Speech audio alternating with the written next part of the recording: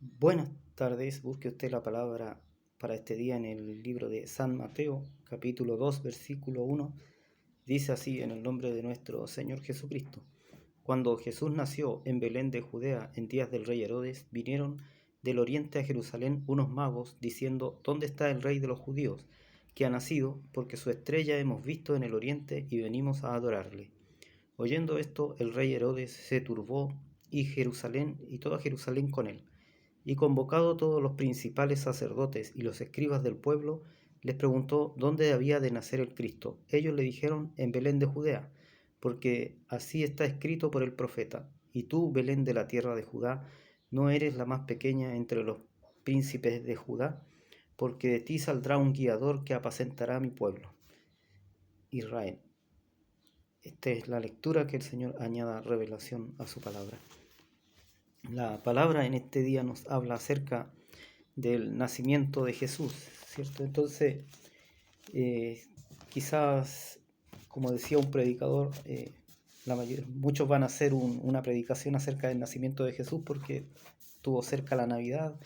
Otros lo hicieron antes, otros a lo mejor lo irán a hacer después, otros a lo mejor no lo van a hacer.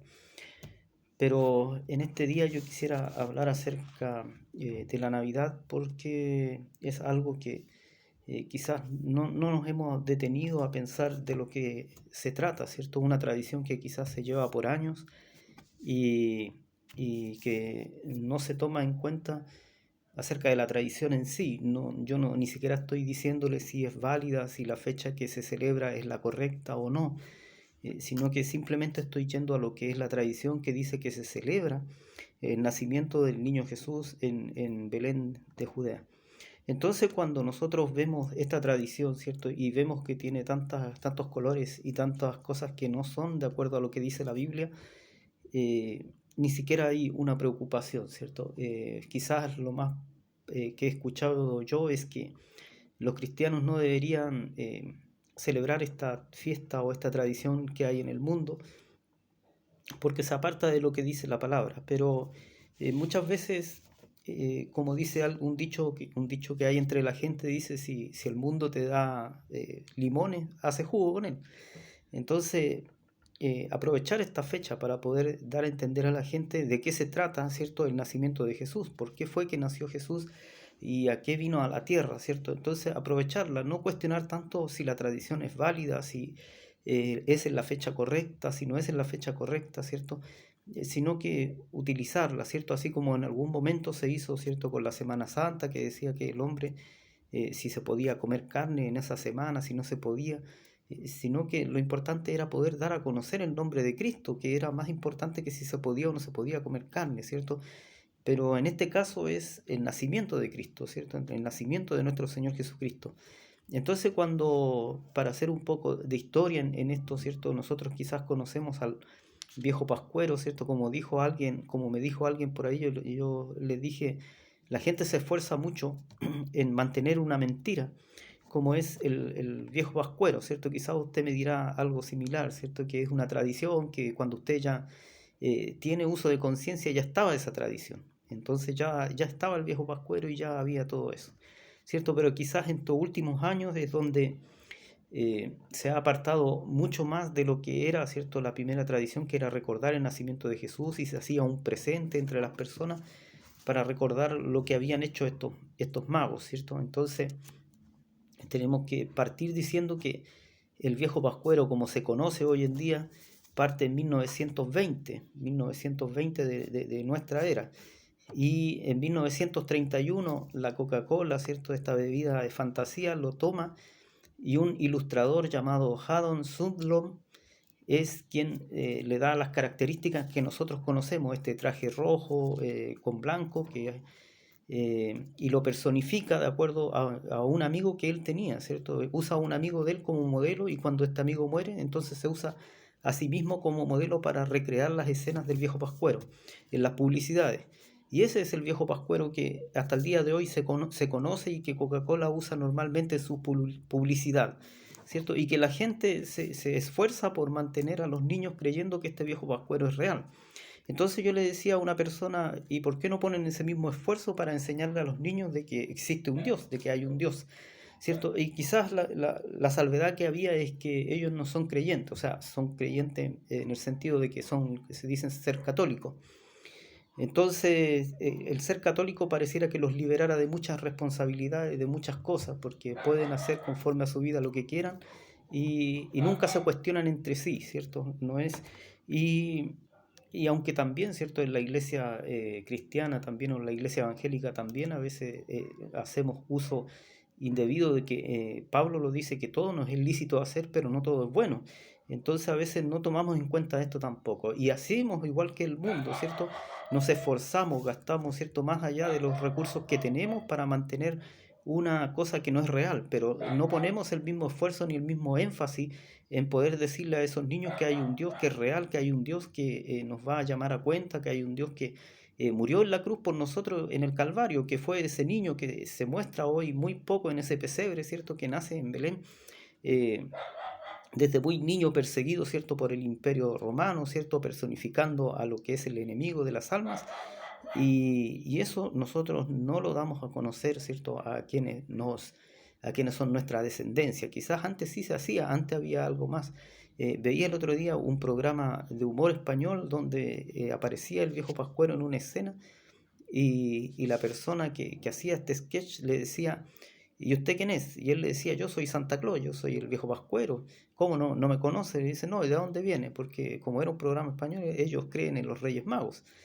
Entonces él le decía que finalmente venía de Estados Unidos y ella le dice otra cosa más que traen de Estados Unidos.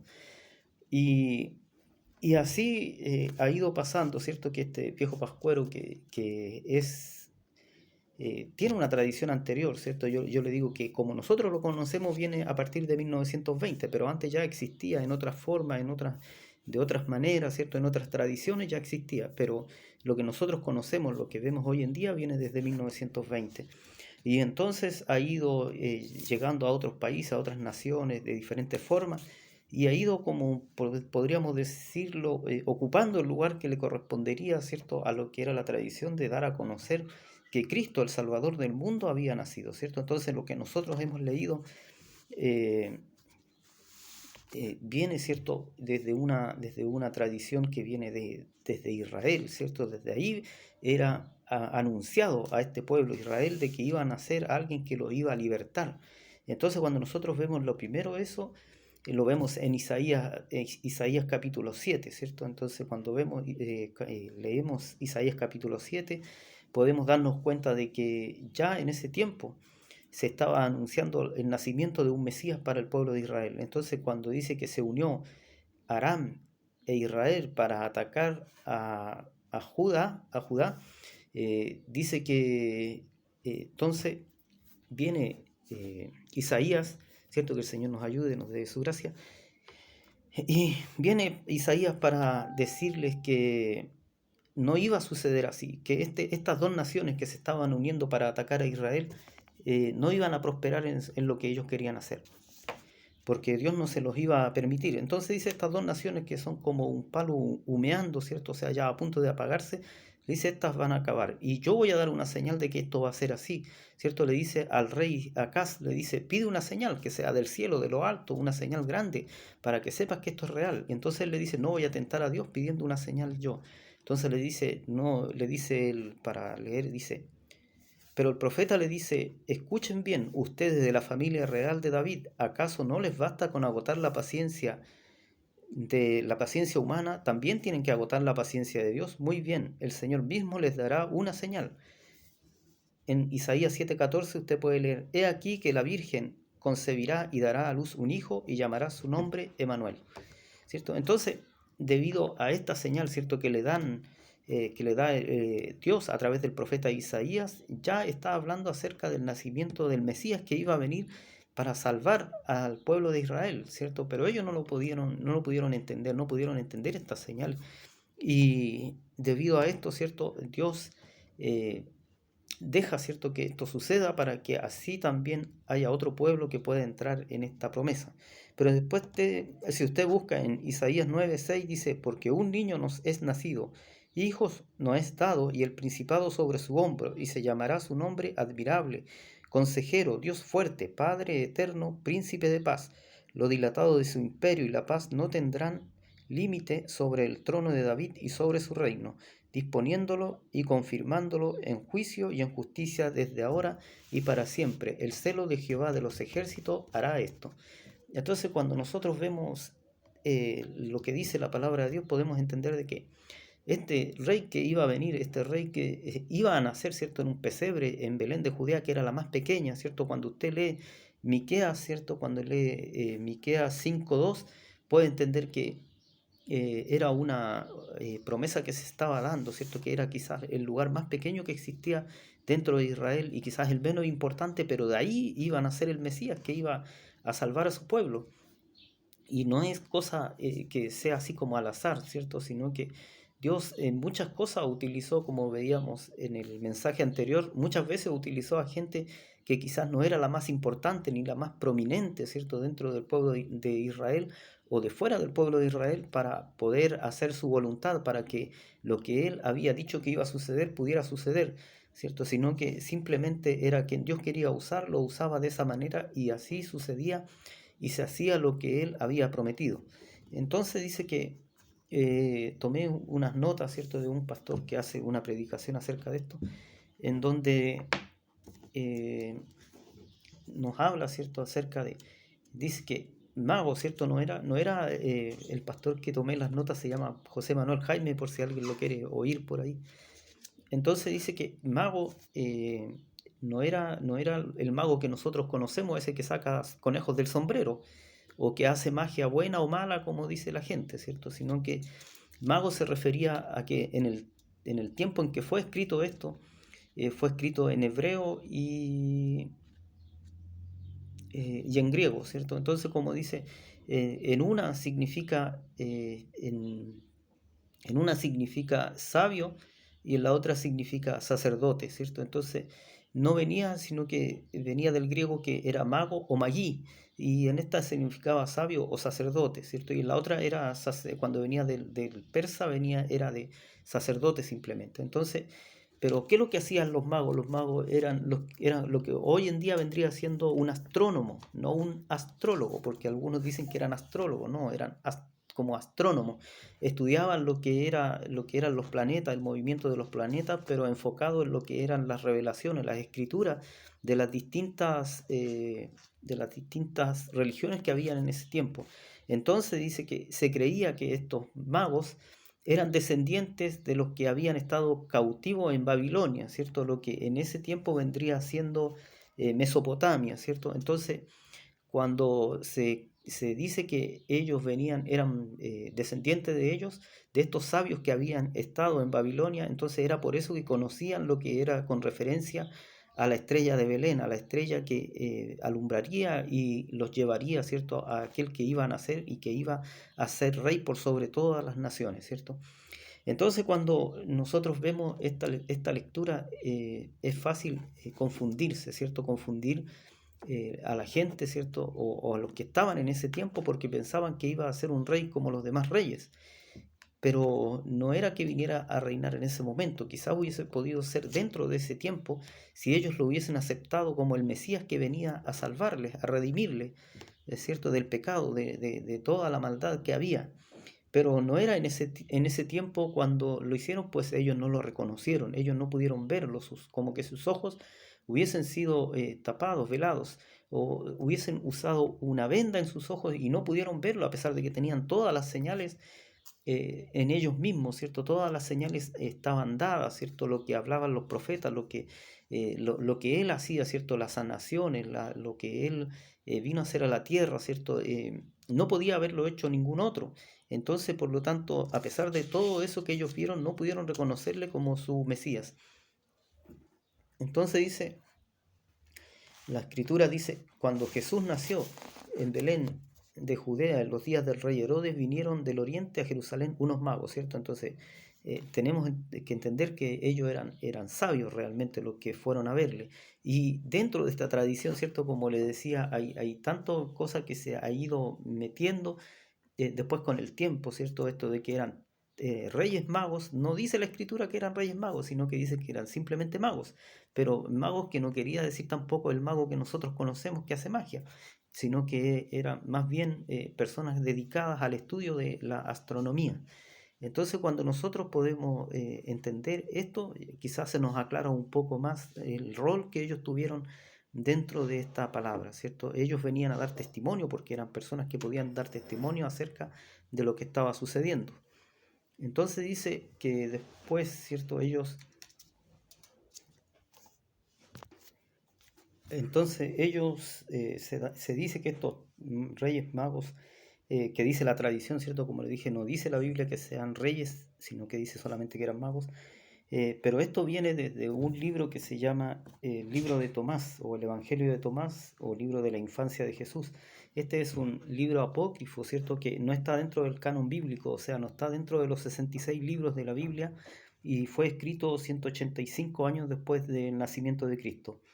Entonces, desde ahí viene la mayoría de las cosas que se dicen acerca del nacimiento de las tradiciones que nosotros conocemos, ¿cierto? No de lo que dice la Biblia, sino que de ahí viene que dicen que eran Melchor, Baltasar y Gaspar, ¿cierto?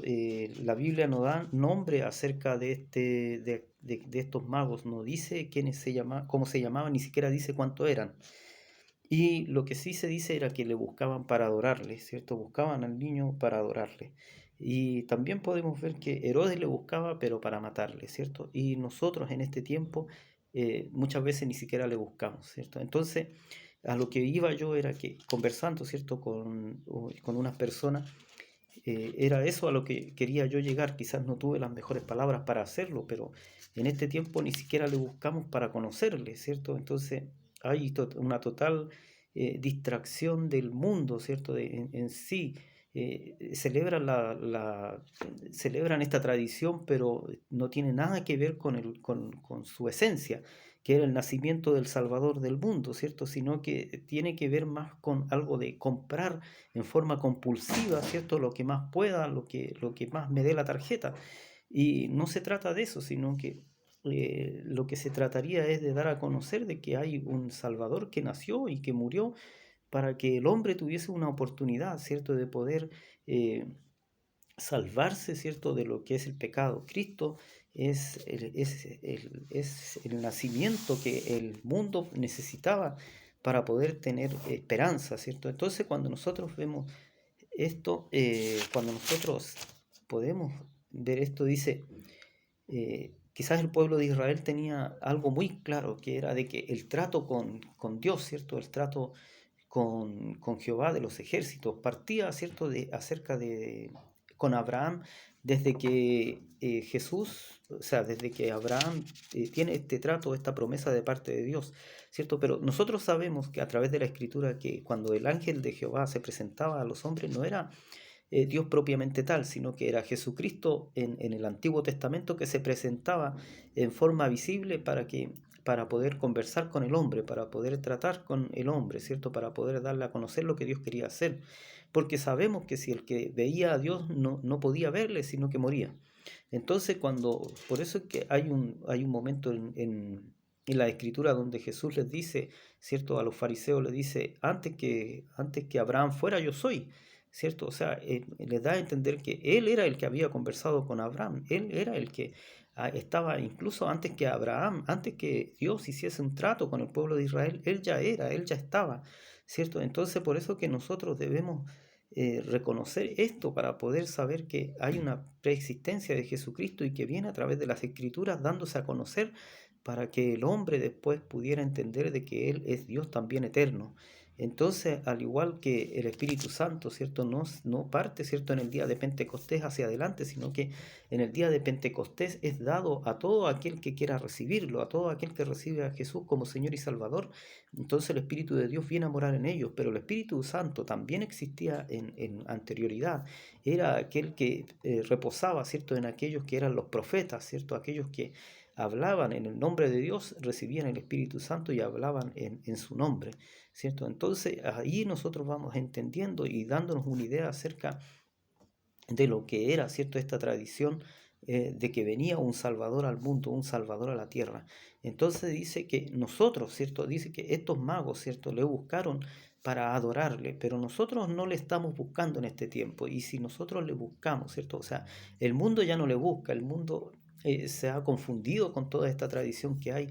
Entonces, lo que yo quería dar a conocer, ¿cierto? En su momento era que nosotros necesitamos, ¿cierto? Dar a conocer a Jesús, a este niño que nació en un pesebre, para hacer la redención del mundo, para que el mundo tuviese una oportunidad, ¿cierto? Pero ¿cómo lo podemos hacer? Esa es la gran dificultad. Hoy en día la gente no quiere escuchar acerca de esto, sino que cuando a uno le dice esto a aquellos que no conocen la palabra, dice, ¿por qué no nos dejas vivir lo que nosotros queremos hacer? Y tú explícale a tu hijo lo que queráis. Entonces, nosotros vemos que esto está difícil, es complicado, pero si nosotros tenemos la capacidad de poder entregar este mensaje, por cierto que estas palabras en su mente van a quedar y van a ir dando vueltas. Esta sería la palabra para este día, que el Señor añada revelación a su palabra y que nosotros podamos ser buscadores de aquel, buscarle para adorarle, ¿cierto? Y no solamente para suplir nuestras necesidades. Que el Señor le bendiga y le guarde.